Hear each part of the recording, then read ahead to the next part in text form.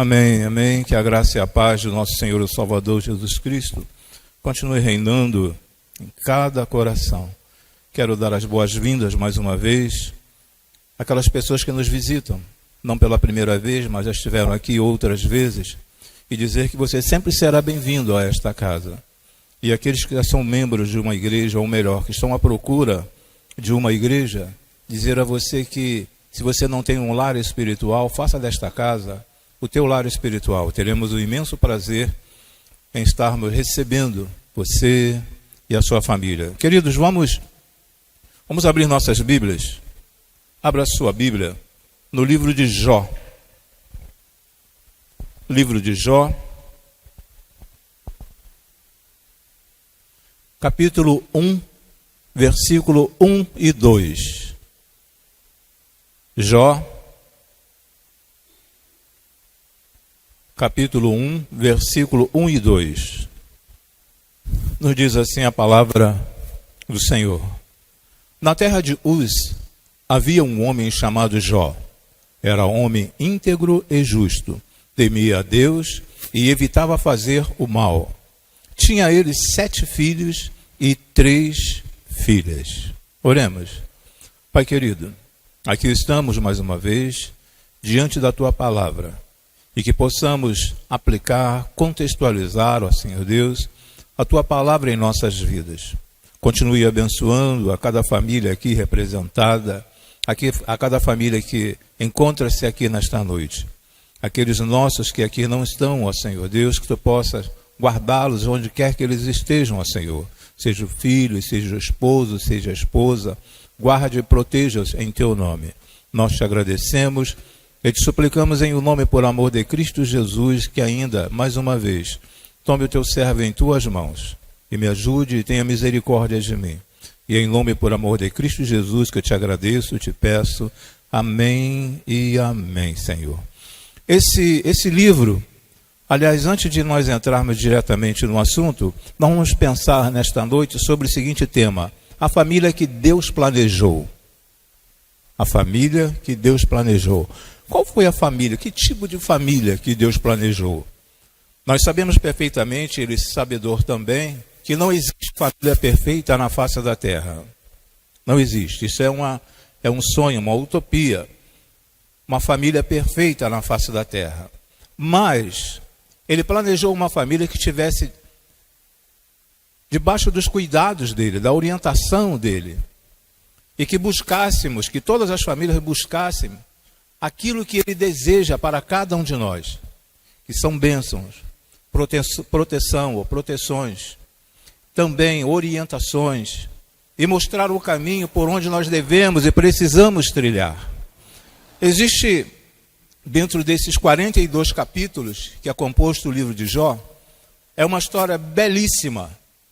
Se você ainda não leu o livro de Jó, vale a pena você ler, porque ele começa, tem um início ali lindo, falando a respeito dos filhos, da quantidade de filhos e filhas, mas no transcorrer do livro, fala todas as dificuldades que ele passou, mas só que lá, no último versículo do capítulo 42, fala que ele morreu avançado em idade. Então ele soube aproveitar todo esse período da vida dele. Mesmo tendo passado por dificuldades, ele soube aproveitar, sobre encarar e sobre enfrentar as dificuldades. Certamente você já ouviu essa expressão: você precisa ter a paciência de Jó. Creio que muitos já ouviram essa expressão. Você tem que ter a paciência de Jó. Olha, eu tenho que ter a paciência de Jó para aturar fulano. Olha, eu tenho que ter a paciência de Jó para aturar o meu filho ou a minha filha. Mas não é só a paciência de Jó.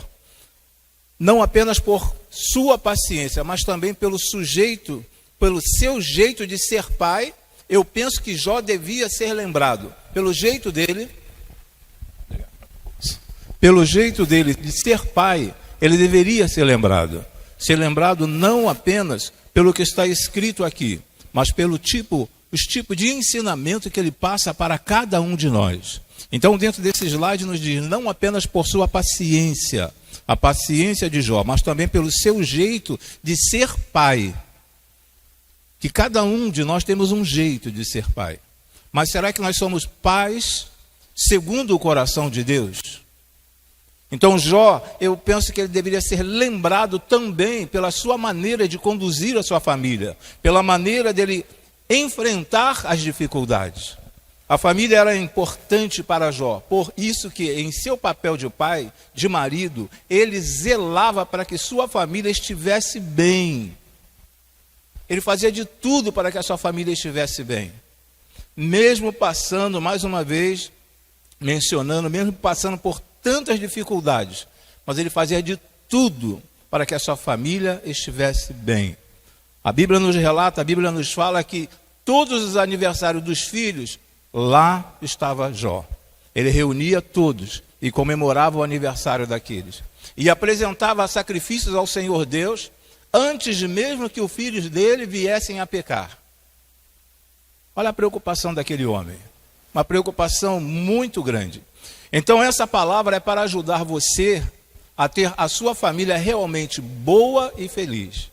Então a palavra nesta noite é para fazer com que você venha absorver e receber esta palavra para que a sua família realmente seja boa e feliz. Boa e feliz.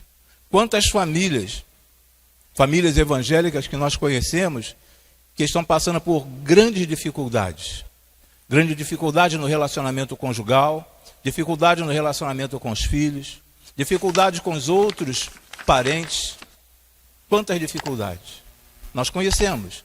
E eu creio que se eu fizesse uma pergunta aqui, quem não tem problema dentro da família, quem nunca teve um problema dentro da família, eu creio que ninguém levantaria o braço, porque todos nós já tivemos problema dentro da família.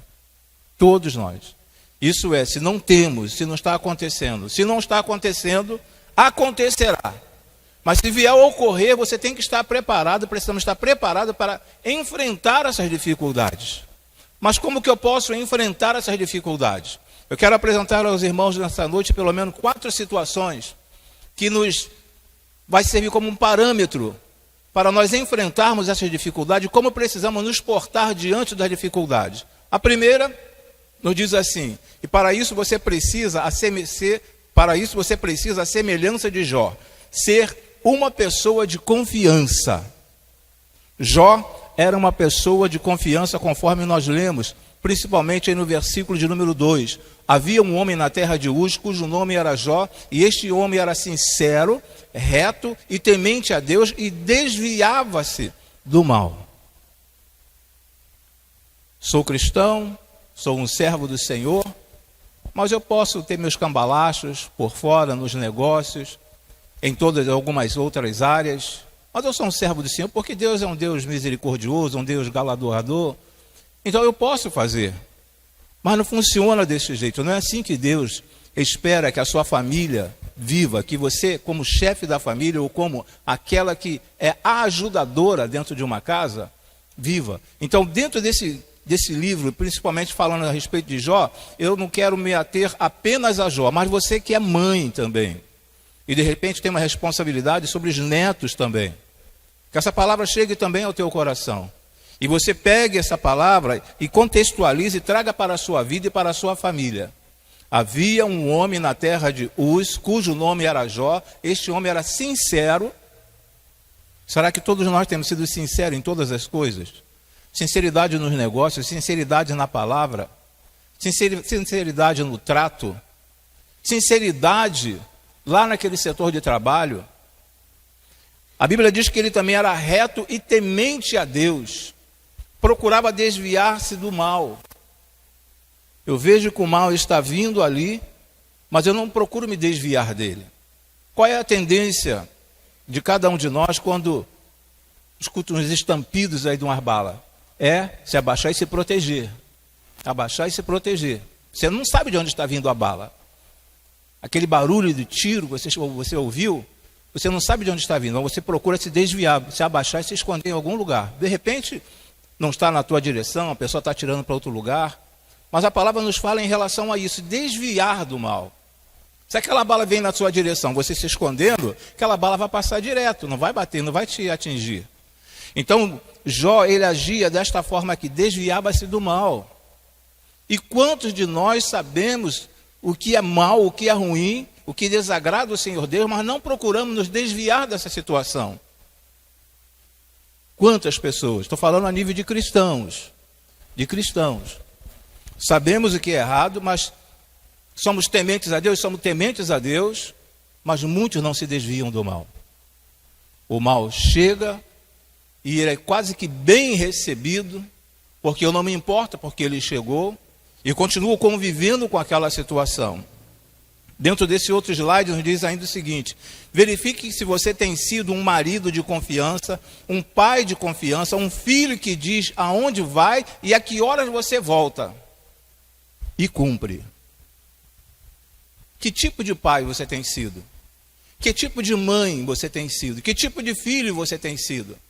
Se eu quero uma família estruturada, se eu espero uma família boa, uma família feliz, eu preciso me ater a esta situação aqui. A confiança. Será que você é digno de confiança pela sua esposa? Será que você é digno de confiança pelo seu esposo? Será que você é digno de confiança pelos seus pais? Pelos seus filhos? Você é digno de confiança? Então Jó, ele nos ensina, através deste versículo de número 2, sobre esta situação. Ainda avançando, nos diz o seguinte: em muitas casas o que reina é a irritação, a provocação, os falatórios e as brigas. Isso parece que é normal nos dias atuais, dentro de muitos lares, e lares cristãos. Eu estou falando daquele lar que o marido é evangélico e a esposa também é evangélica, que sabem perfeitamente o que precisa ser feito. Em muitas casas o que reina é a irritação, um procura irritar o outro, a provocação, os falatórios e as brigas. Muitas brigas, muitos falatórios, muitas murmurações, muita irritação. Quantas pessoas passam o dia inteiro irritadas? Com a esposa, com o esposo. Ele sai para trabalhar, você está irritada. Ele sai para trabalhar, você vai trabalhar irritado por algumas coisas que aconteceram dentro da sua casa e que você não gostaria que acontecesse. Se você não gostaria que acontecesse, nem tampouco o Senhor Deus. Nem tampouco o Senhor Deus. Seus filhos, com certeza, tiveram em casa um pai carinhoso. Os filhos de Jó tiveram um pai carinhoso, um pai amoroso. Então, quando os filhos de Jó cresceram, eles levaram com eles esse princípio. Nós que achamos que podemos levar a nossa vida conjugal de qualquer maneira, nós somos um referencial para os nossos filhos. Eles estão vendo o que está acontecendo dentro de casa. E você pensa que, é pequeno, não está percebendo. Quando ele crescer, ele vai pegar um rumo dele, ele vai ter a família dele, vai ser totalmente diferente. Se ele pegou como referência a família que ele tinha, agora já casado, como que ele vai ter uma família totalmente diferente? Ele pode trazer para dentro do casamento aquilo que ele viu na casa dele quando ele era pequeno. Então, por isso é a necessidade de sermos um referencial para os nossos filhos. Eles precisam ver em nós, mesmo não sendo perfeito, mesmo não sendo aquela pessoa que não erra em nada, porque não existe uma pessoa na face da terra que seja assim: olha, eu não erro em nada, eu não peco em nada. Mesmo procurando estar na presença do Senhor, nós sempre damos, eu uso o pronome nós, mas muitos de nós sempre damos uma brecha para que o inimigo chegue e ocupe aquele espaço. Ocupe aquele espaço e os nossos filhos estão olhando. Aí depois os nossos filhos casam e falam assim: eu não sei onde que eu errei como mãe, não sei onde que eu errei como pai, na qualidade de pai. Porque eles estão vendo. Eles vão crescer, e de repente falam assim: poxa, para casar com uma mulher igual a minha mãe, quero não. Para casar com um homem igual ao meu pai, não quero não. Sem contar as coisas erradas que acontecem dentro da família, onde os casais são, vamos dizer assim, são participantes ou partícipes das situações erradas. Todos nós precisamos ter muito cuidado em relação à nossa vida conjugal. Não existe família perfeita, conforme já mencionei, mas nós precisamos ao máximo, buscar o caminho certo. Por mais que você erre, igual o pastor pastor Robson esteve mencionando aqui ainda há pouco, zera o odômetro, zera ali aquele marcador de quilometragem, zera a partir de hoje. E começa uma nova vida a partir de hoje. Eu creio que você esteve orando juntamente com o pastor Robson, falando: Senhor, tenha misericórdia de mim. De repente, no teu íntimo, você estava falando com o Senhor: Senhor, tenha misericórdia de mim. Porque nós precisamos da misericórdia do Senhor, por causa de muitas coisas que nós já fizemos ou que nós estamos fazendo, e não está sendo um bom referencial para os nossos filhos. Nesse outro slide ainda nos diz o seguinte: você pode dizer não para o seu filho com um sorriso no rosto. Às vezes nós criamos os filhos, nós criamos assim as nossas crianças, né? E queremos dar tudo para eles. Tudo. Ele pede, você está aqui, eu compro. Ele pede, você está aqui, dá. Tudo que ele pede, você está dando. Mas será que você estará contribuindo na vida dessa criança? Na vida desse adolescente, desse junior, desse adolescente? Porque ele tem que aprender a ouvir não. Porque no futuro, qualquer pessoa que for contrária à ideia dele, vai ser um inimigo. Então, dentro de casa, você tem que aprender a dizer não, e dizer não sorrindo. E explicar, não, porque isso aqui não é benéfico para você, isso aqui não vai te fazer crescer. Isso aqui não vai fazer com que você avance na qualidade de um bom esposo. As crianças precisam ouvir o não dentro de casa. Quantas crianças já receberam um celular no início do ano e agora, chegando no final do ano, já quer trocar de celular? E de repente você está cheio de dívida, mas vai entrar noutra dívida para dar um celular novo para o seu filho, só porque ele pediu. Às vezes você não tem condições, mas porque ele pediu, você vai dar para o seu filho. E ele se acostuma com esse tipo de vida. Vai se acostumando com esse tipo de vida e não vai estar preparado para as intempéries da vida, para os problemas que surgirão. Não vai estar preparado. Então você pode dizer não para os seus filhos ou para a sua filha, mas com um sorriso nos lábios. Não abrindo mão dos seus valores. Eu quero agradar meu filho, eu quero agradar a minha filha. Eu vou deixar que ela ande na moda, que ele ande na moda. Nós podemos e temos que andar na moda, mas com modos. Com modos. É porque uma pessoa está usando, está na moda esse tipo de roupa, que você, na qualidade de pai ou mãe, sendo evangélico ou não, vai comprar para o seu filho. Porque afinal de contas o dinheiro sai do seu bolso, não sai do bolso deles. E ele está debaixo do seu teto.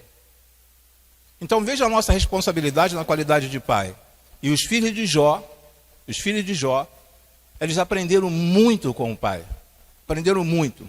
O segundo ponto: para que a sua família seja boa, você precisa demonstrar amor e carinho. Você precisa demonstrar amor e carinho. O carinho e o amor não quer dizer que você tenha que dar presente todo mês, mas nas suas atitudes. Basta às vezes um olhar, um beijo na cabeça, a demonstração de amor. Um abraço, uma demonstração de amor. Então, é necessário, para que você tenha uma boa família, demonstrar amor e carinho. Existiu um homem chamado Jean Piaget. Ele afirmou que todos nós nascemos emocionalmente no exato instante em que sentimos o amor de nossos pais.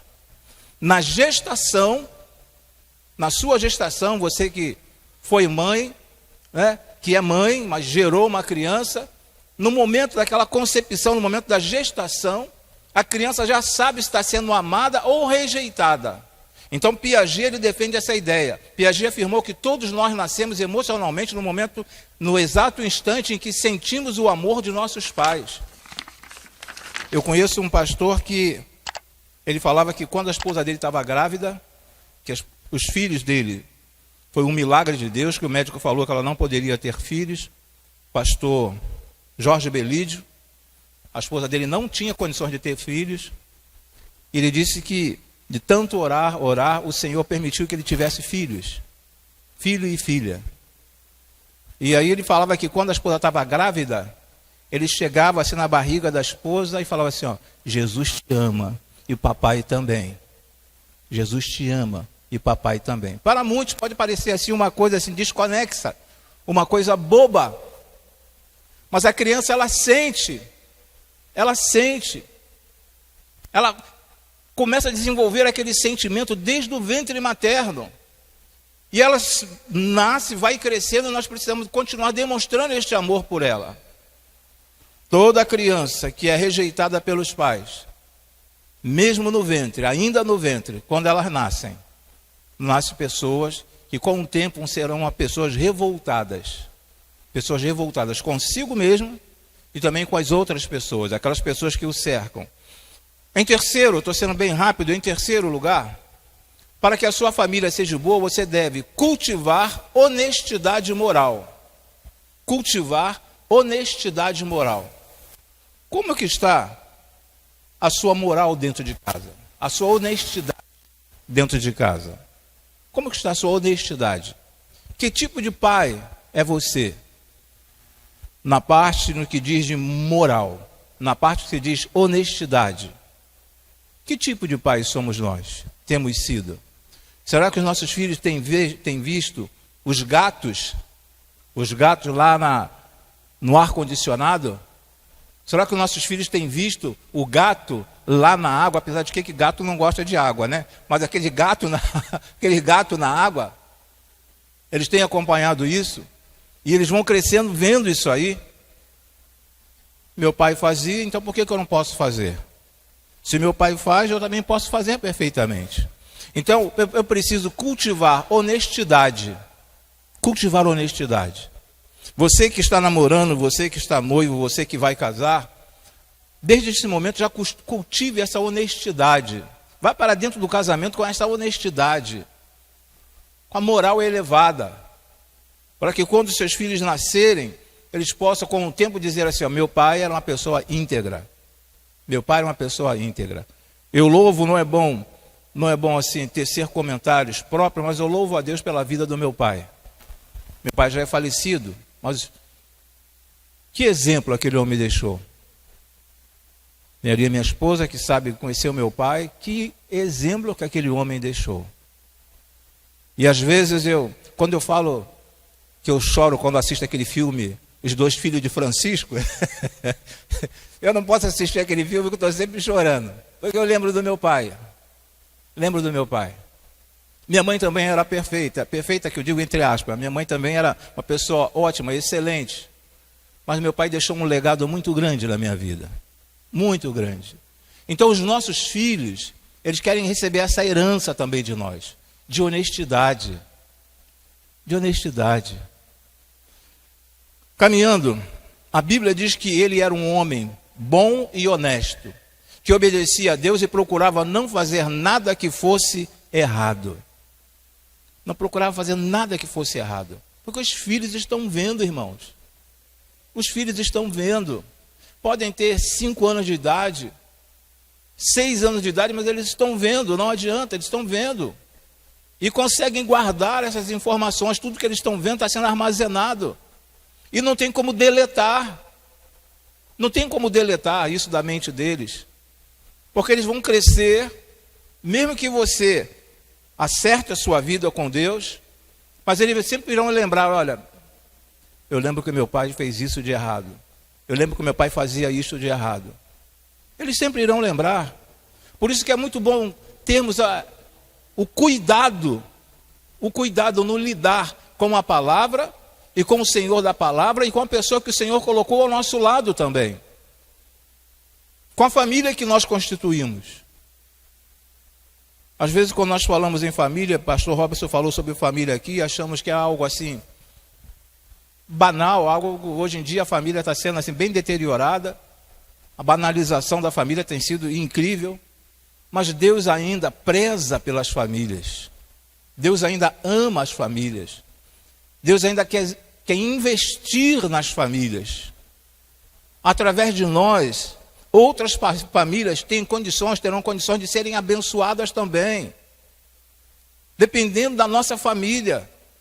Das pessoas olharem para a sua casa e falar assim, poxa, gostaria que a minha família fosse igual à família do vizinho tal. A família do vizinho tal tem dificuldades, tem problemas, mas eles resolvem lá dentro os seus problemas. Nossos filhos precisam nos ver bons e honestos. Eles precisam ver que obedecemos a Deus e que procuramos não fazer nada de errado. Não procuramos fazer. Procuramos não fazer nada de errado. Às vezes acontecem algumas coisas, acontecem alguns acidentes de trajeto. Mas nós procuramos não fazer. Não fazer. Por quê? Porque você é temente a Deus e sabe o preço que foi pago, não apenas pela sua salvação, mas também pela sua família, o planejamento de Deus. E às vezes nós queremos passar a mão na cabeça dos nossos filhos, sabendo que eles estão errados, e ainda compramos o barulho deles, e ainda queremos defender o erro dos nossos filhos. Teve uma ocasião que eu fiquei assim um certo tempo, com dificuldades, com algumas dificuldades, devido a não concordar com algo que estava acontecendo.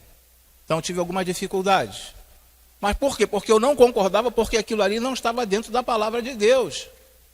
Agora eu, sendo um cristão e vendo que aquilo está errado, eu vou concordar com aquilo. Deixa o menino, deixa a menina. Você já foi jovem. E jovem faz essas coisas erradas mesmo. Jovem é um tanto quanto alguns, um tanto quanto imaturo. E eles têm os momentos deles. Então, com o tempo vai passar.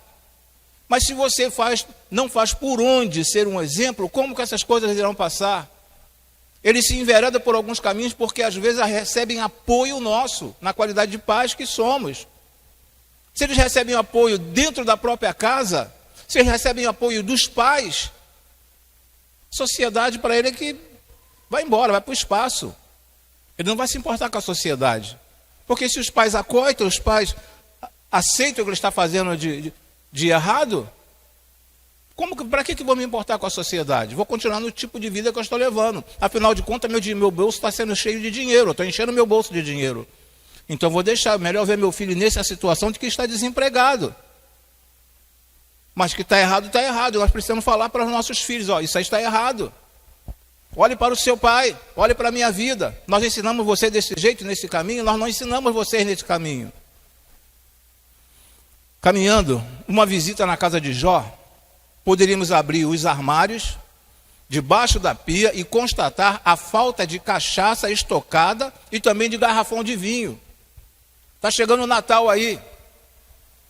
Na casa de muitos evangélicos, aí nós vamos encontrar garrafas e mais garrafas de vinho. Não tem problema não, pastor. Qual o problema de tomar um golinho de vinho? Mas se você chegasse na casa de Jó, você não ia encontrar debaixo da pia uma garrafa de cachaça nem de vinho. Nem de vinho. Não pode se embriagar, não pode ter escândalo. Lê do engano, irmãos. A palavra nos mostra a consequência da bebida dentro de casa. Eu sei que existem cristãos espalhados pela face da terra, eu sei que existe, porque eu lido com muitas pessoas por aí, e eu sei que as pessoas às vezes falam, não tem nenhum problema tomar um golinho de vinho. Elas falam.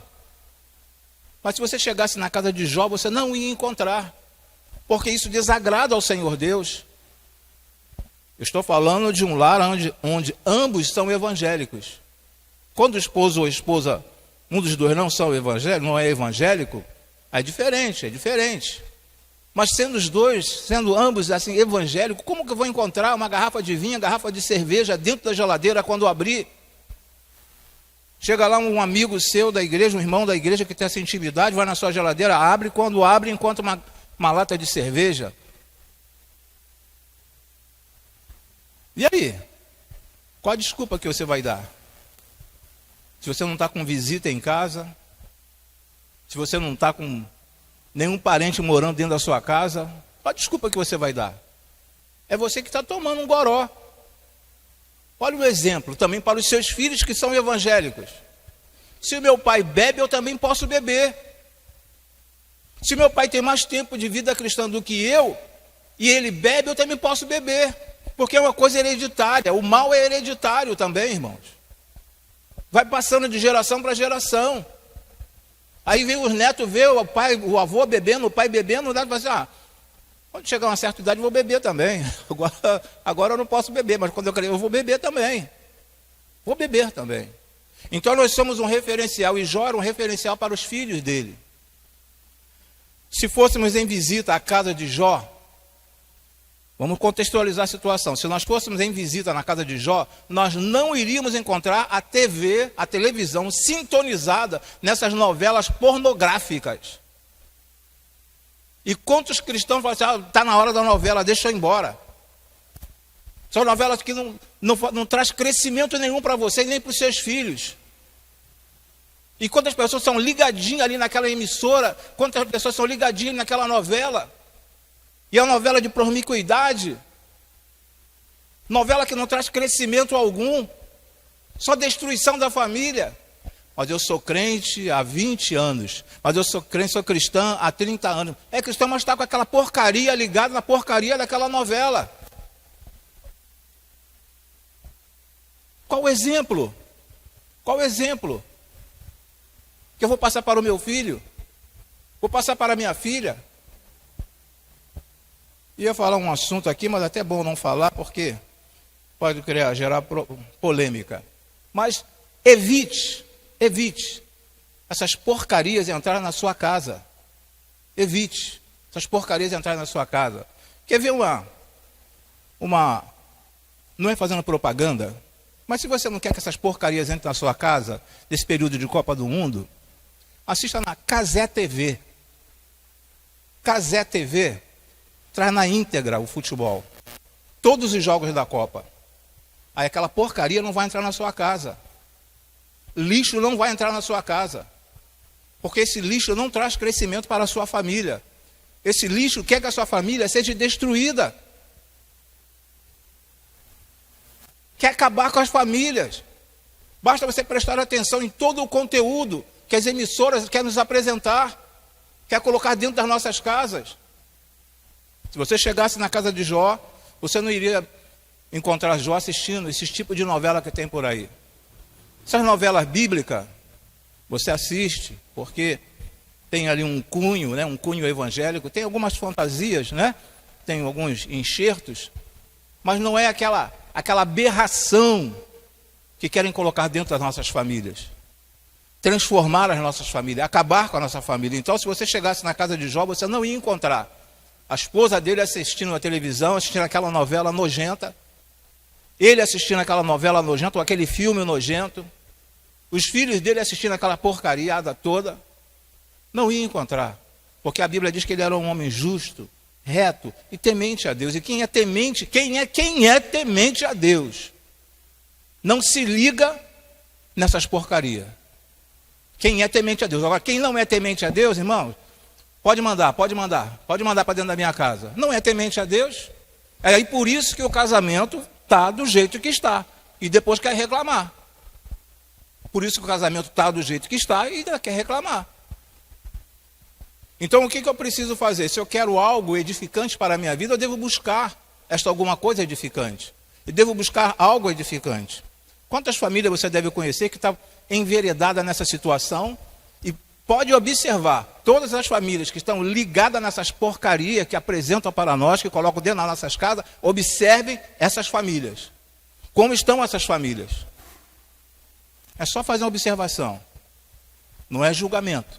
É só observar essas famílias. Como estão essas famílias? Caminhando. E mais isto, para terminar. Para que a sua família seja boa, você precisa estar sempre pronto para a reconciliação. Todos nós temos uma família e sabemos que brigamos de vez em quando. Se alguém falar que nunca brigou dentro de casa, devia rever o seu ponto de vista. Eu creio que não existe nenhum casal aqui dentro que fale assim, eu nunca briguei com a minha esposa. Pode ter 1 ano de vida conjugal. Já houve uma discórdia? Certamente já houve uma discórdia. É uma incompatibilidade de opinião? Certamente houve uma incompatibilidade de opinião. Não tem ninguém aqui dentro que possa falar, eu nunca briguei com a minha esposa. Quando eu falo brigar, não estou dizendo sair no tapa, não. Não é isso, não é isso, não é isso. Mas aquela briga de palavras. De palavras. Os casais mais saudáveis brigam. Inclusive foi feito um estudo e a estatística diz que em cada 10 casais, 9 brigam. E 1 é mentiroso. E 1 é mentiroso. 9 brigam. E 1 é mentiroso. todo casal, em todo casamento, sempre nós vamos encontrar uma discórdia, irmãos. Não existe. Mas o bom de sermos servos do Senhor, estarmos assim ligados na palavra, é que nós podemos sentar e ouvir. Vez por outra, aquele puxão de orelha é bem-vindo. Vez por outra, puxão de orelha é bem-vindo. Vez por outra, ser chamado a atenção. Chegou em bom momento ser chamado a atenção. Mas por quê? Por causa do zelo da família. No zelo da família. A nossa família nunca vai ser perfeita. Mas eu quero procurar, isso você conversando com o seu esposo, nossa família nunca será perfeita, mas eu quero procurar evitar o erro ao máximo. Vamos fazer isso, porque os nossos filhos estão crescendo. E o que nossos filhos farão no futuro? Como será o casamento dos nossos filhos? Como será o casamento dos nossos filhos? A Bíblia diz em 2 Coríntios capítulo 5, versículo número 18, Deus nos fala desta forma: nos reconciliou consigo mesmo por Jesus Cristo e nos deu o ministério da reconciliação. Quantos casais nós conhecemos, irmãos conhecem, que vinham brigados dentro de casa, não apenas um dia, não apenas uma semana, uma quinzena, mas de repente meses, morando debaixo do mesmo teto, mal fala com o esposo, mal fala com a esposa. Por quê? Porque só Deus para ter misericórdia na vida dela, só Deus para ter misericórdia na vida dele. Assim, às vezes, algumas pessoas chegam a pensar, mas é necessária a reconciliação. Se o Senhor se reconciliou conosco, por que nós não podemos reconciliar com o nosso irmão? Reconciliou com cada um de nós, por que não podemos reconciliar com aquela pessoa que está do nosso lado? Aquela pessoa que o Senhor Deus colocou ao seu lado. Você perdoou a sua esposa? É uma pergunta que aparece aí no slide. Você já perdoou a sua esposa? Seu filho? Sua filha? O erro é inevitável. Mas o perdão, ele deve existir dentro do nosso coração. Filho pode errar, a filha pode errar, pode até errar, mas você já perdoou a sua esposa? Já perdoou o seu filho, a sua filha? Também falo isso para todos. Você já perdoou o seu pai, sua mãe, sua irmã, seu irmão? Já se reconciliou com eles? Viver brigado com o filho é uma coisa entristecedora. Às vezes o pai, ele nem sente tanto. Mas a mãe, às vezes, que mãe é mãe, né? Mãe pode estar brigada com o filho, mas ela sente. Ela sente. Filho pode aprontar de um lado do outro, espizinhar, falar, mas sempre vai ser filho. Aquela mãe nunca vai desprezar aquele filho. Mas você já perdoou o seu filho ou você guarda mágoa até hoje? Do seu esposo, da sua esposa, do seu pai? Existem filhos que guardam mágoa dos pais. Guardam mágoa dos pais. Estava lendo um livro, e neste livro, o autor, que era um psicólogo, conversando com um rapaz, falou assim: qual foi o melhor dia da sua vida? O dia mais feliz da sua vida? Ele falou: foi o dia que meu pai morreu. O dia que meu pai morreu. Não é uma história sem H, não, uma história com H. Algo verídico. O dia mais feliz da minha vida foi o dia que meu pai morreu. Olha o trauma, o que existia no coração daquele rapaz. Concluindo, hoje é o dia de você começar a ser uma pessoa assim, de confiança, de amor e carinho, de honestidade e de reconciliação. Sabemos que o Senhor Deus, ele tem bênção para todas as famílias. Mas para que eu venha a ser alcançado por essas bênçãos, eu preciso estar dentro da palavra do Senhor. Eu preciso estar debaixo das orientações do Senhor. Então eu preciso ser uma pessoa de confiança, uma pessoa que demonstra amor e carinho. Esse amor não quer dizer que você vai concordar de tudo de errado que esteja acontecendo lá com seus filhos, ou com a sua esposa, ou com seu esposo, mas demonstrar amor e carinho. Honestidade e também a reconciliação. Partimos para esses 4 princípios aqui, basilar, para termos um casamento equilibrado, uma família equilibrada. Tudo vai transcorrer normalmente, irmãos. Porque Os irmãos sabem que eu faço atendimento aqui no gabinete. Faço atendimento para casais aqui no gabinete. Atendo vários casais aqui no gabinete. E pessoas que vêm de longe. Mas eu nunca acompanhei um irmão, não na qualidade de pastor, mas como um profissional na área. Nunca acompanhei um casal da igreja. Eu não sei se eles têm vergonha porque é pastor da igreja. Pode ser que tenha vergonha. Ou então não tem problema nenhum dentro de casa. Não tem nenhum problema dentro de casa.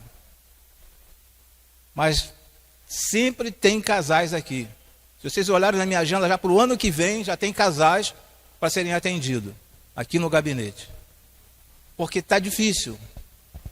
Todos nós que somos casados sabemos que a vida a dois é difícil. A vida a dois é difícil. Quem falar que a vida a dois é fácil, é só na primeira semana do casamento. Só na primeira semana do casamento. É fácil a vida a dois.